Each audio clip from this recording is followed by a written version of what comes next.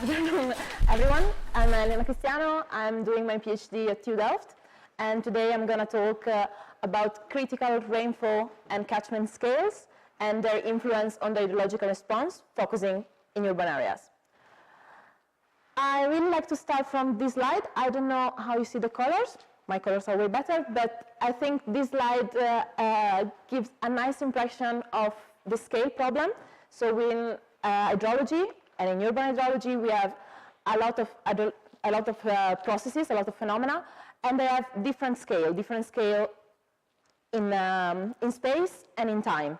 And these phenomena interact between them, and it's really important to have instruments able to capture this variability and to represent this variability, and also try to understand how this scale interacts and what are the effects of this interaction. So far we have a lot of instruments to measure rainfall that allow us to measure rainfall with high resolution. And at the same time, we have hydrological models that allow to characterize the catchment and the catchment characteristic with spatial and temporal variability. What we want to do is to investigate how this scale interacts and what are the effects on the hydrological response sensitivity to different rainfall resolution. First point is how can we characterize catchment scale in space and time. So for this work, there are many ways, of course, to characterize the catchment. For this work in particular, we decide to characterize the spatial variability of the catchment considering the drainage area, and to characterize the temporal variability of the catchment considering the lag time centroid to centroid. To characterize the rainfall variability, also here there are different methods. In a previous work, we developed a method to identify the main cluster above the catchment, and the dimension of this main cluster will allow us to give a spatial characterization of the rainfall event. And at the same time, we define the maximum wet period above a selected threshold, and this element will characterize the temporal variability of the rainfall event. And the aim of this work is to combine this characterization, so rainfall characterization in space and time and catchment characterization in space and time, in order to obtain some scale factors that will relate this characterization with the rainfall resolution that is used to measure rainfall, and will allow us to tell if the rainfall resolution that we have is good enough or not. For this purpose, we developed 3 scale factors. The first scale factor, alpha 1, is mainly based on spatial characterization of the catchment, and in particular, it relates the RS, so the rainfall spatial characterization of the catchment, with the spatial rainfall resolution used to measure the rainfall, and the catchment spatial characterization with still the spatial rainfall resolution used. The second parameter combines spatial characteristic of the rainfall with temporal characteristic of the catchment. Here we have to make a small note. For the catchment, for the temporal characterization of the catchment, we consider the lag time, which is a response time, so it's mainly a temporal aspect, but it's strongly correlated with the dimension of the catchment, so it also partially includes the catchment spatial characteristics. And the third parameter combines all these 4 characterizations, so rainfall spatial and catchment spatial in relation with the spatial resolution used to measure rainfall, and temporal rainfall characterization and catchment temporal characterization. For time constraint, we will focus mainly on the second parameter, which is shown to be to give the best performance. And we will investigate this parameter through 2 study cases.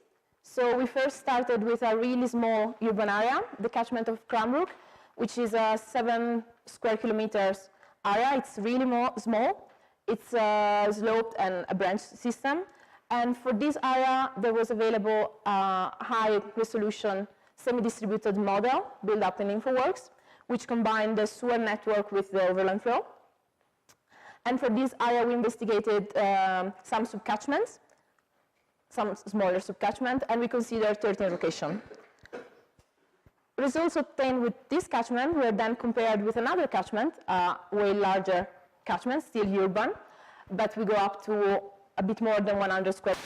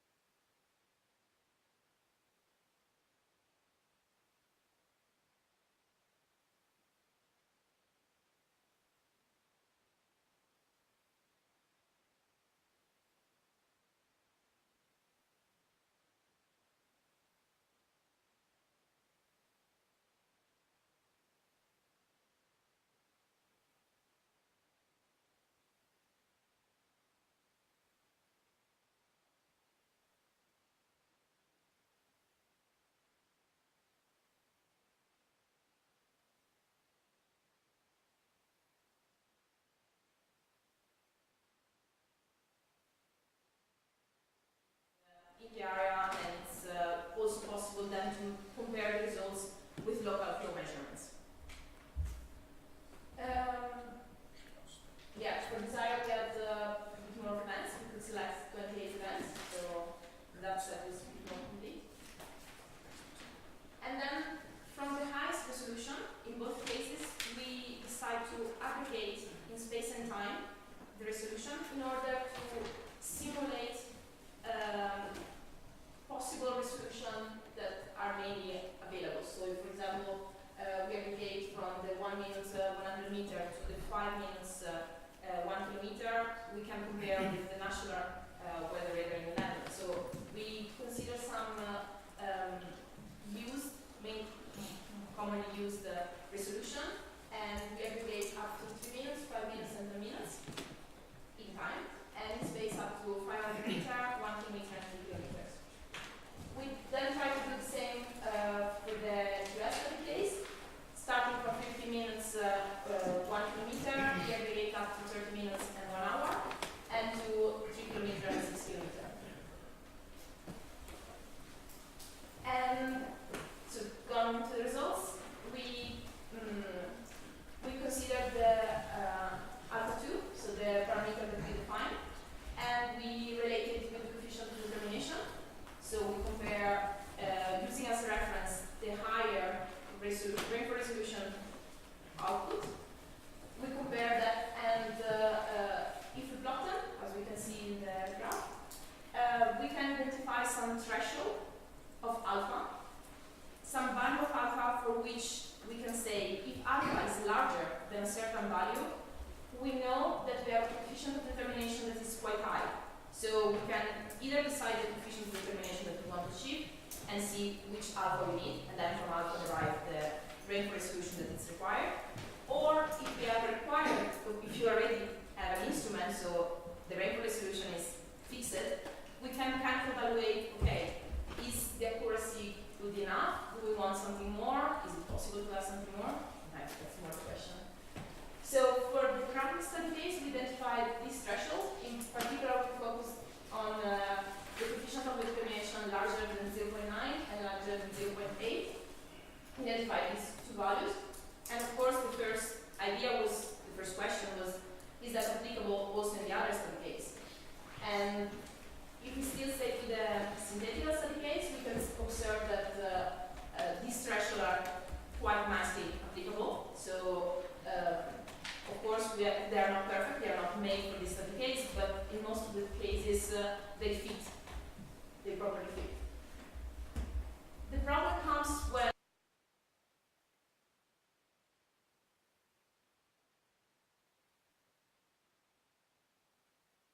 consider flow data.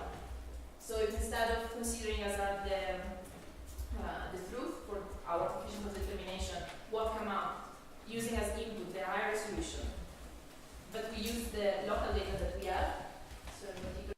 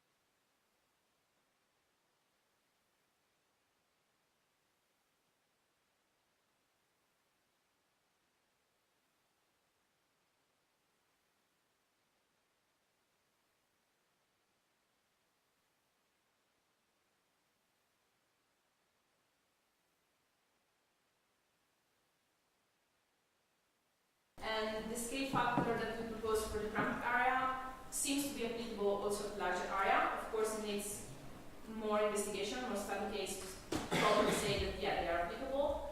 And they need some small improvements, especially from the temporal aspect, because as we see, that needs to be represented, properly represented. And with this, thank you.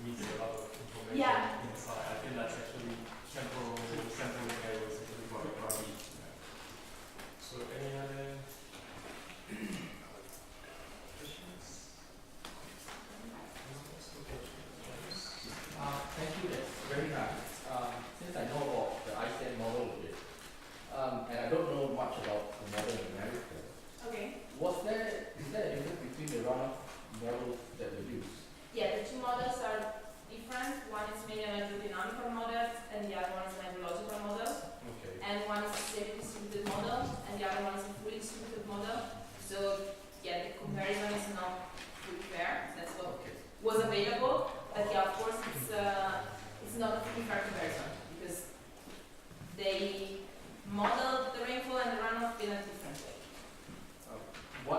recommend to people technical thing? So personally, I prefer more the semi-distributed model because it was easier to use and a bit more complete. The United States models, it's mainly an hydrological model that was adapted for urban area.